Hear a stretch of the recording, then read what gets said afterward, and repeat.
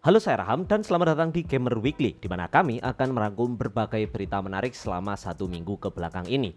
Jadi ada berita menarik apa aja di minggu ini? Yuk langsung kita bahas di video. Resident Evil 7 itu gila sih, game rilis 2017 tapi masih kejual lebih dari 1 juta kopi setiap tahunnya. Ini data resmi dari laporan Capcom mulai April sampai September 2025. Total penjualannya sekarang udah 15,9 juta dan dalam 6 bulan terakhir aja nambah 1,14 juta unit lagi. Sekarang Resident Evil 7 jadi game Resident Evil terlaris nomor 2, cuma kalah dari Resident Evil 2 Remake. Padahal dulu orang sempat ragu karena gamenya itu first person. Tapi justru itu yang balikin seri ini ke horor murni, tegang, gelap, personal, dan juga mencekam. Bentar lagi versi Switch 2 rilis di 27 Februari 2026 barengan Resident Evil Requiem. Kemungkinan besar ya bakal naik lagi penjualannya. Emang Resident Evil itu franchise Capcom paling gila sih. Kalian sendiri udah main belum? Emang AI itu masih jadi perdebatan dan publisher Jepang baru aja ngegas.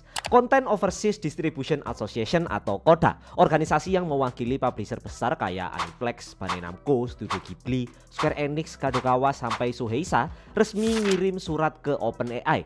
Mereka minta Sora 2 jangan pakai konten mereka buat training tanpa izin. Soalnya banyak output Sora 2 yang mirip banget sama karya Jepang sampai ke detail visualnya.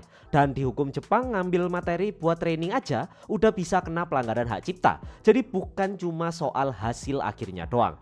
Walaupun Sora 2 punya sistem opt-out, CODA bilang izin itu harus sebelum dipakai bukan setelah, karena itu nggak cocok sama aturan Jepang. Sekarang mereka minta OpenAI stop total pakai materi Jepang dan kasih penjelasan resmi. Kasus ini bisa jadi awal perdebatan panjang soal copyright di era AI, apalagi industri anime dan game Jepang terkenal ketat banget soal hak cipta. Jadi apa pendapat kalian tentang reaksi dari publisher Jepang ini?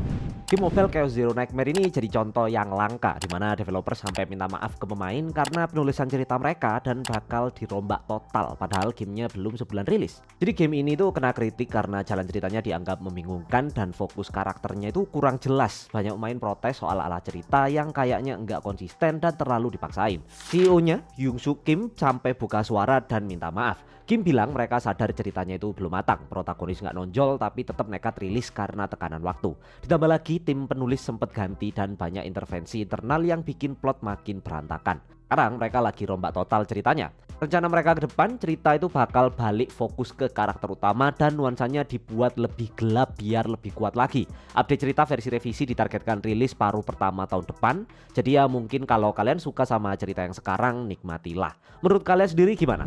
Game gacha RPG yang dulu paling ditunggu-tunggu sekarang justru terancam tutup. Black Beacon memulai debut globalnya di bulan April 2025 ini. Tapi sejak hari pertama banyak pemain langsung mengalami masalah teknis. Bug yang menghambat progres, black screen saat loading, lag, sampai konsumsi baterai yang cukup tinggi. Lalu muncul juga masalah perbedaan kompensasi antara server global dan China yang bikin pemain global merasa diperlakukan kurang adil.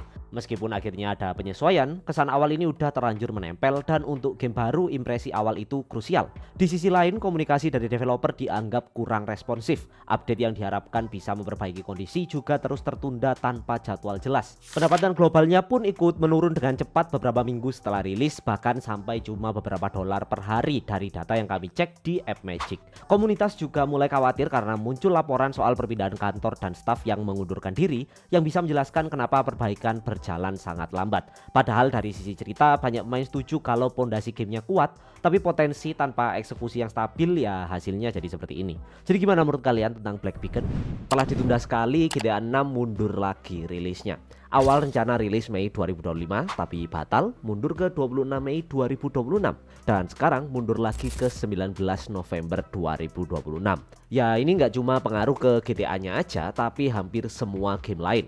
Developer indie sampai AAA yang mantau biar nggak rilis bareng GTA 6 juga pasti harus ngerubah rencana mereka.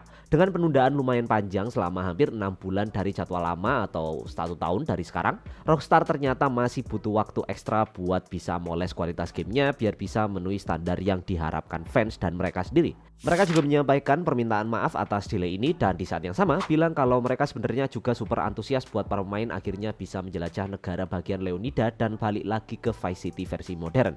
Sesuatu yang udah dinanti bertahun-tahun. Emang jadi game paling ditunggu satu dunia itu susah ya. Jadi apa perasaan kalian tentang delay yang satu ini?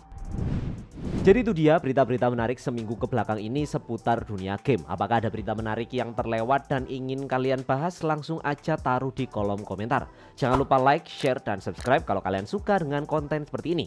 Terima kasih dan sampai jumpa di video berikutnya. Bye-bye.